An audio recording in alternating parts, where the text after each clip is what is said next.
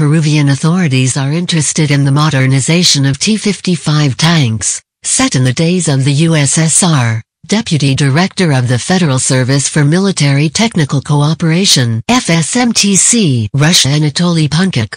They are armed with a large number of T-55 tanks. They are interested in their modernization with the participation of the Russian side, said Punkik reporters in Lima, answering the question of Interfax.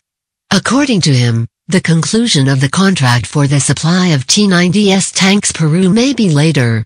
The tanks will remain on the agenda, but move a little time after flooding. The country is interested in the acquisition of the equipment, which can be used to protect their interests, and to eliminate the consequences of natural disasters, said the deputy head of FSMTC.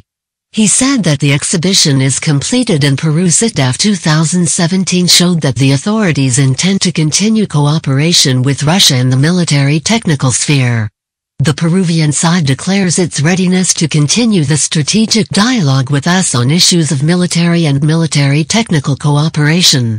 Those talks, which took place here, lead to the conclusion that they are interested in continuing our dialogue. They know our technology and its value high, Punkik said. In Peru, from 18 to the 21st of May held the 6th International Exhibition of Defense Technology, Weapons Systems and Disaster Prevention SITDAF 2017.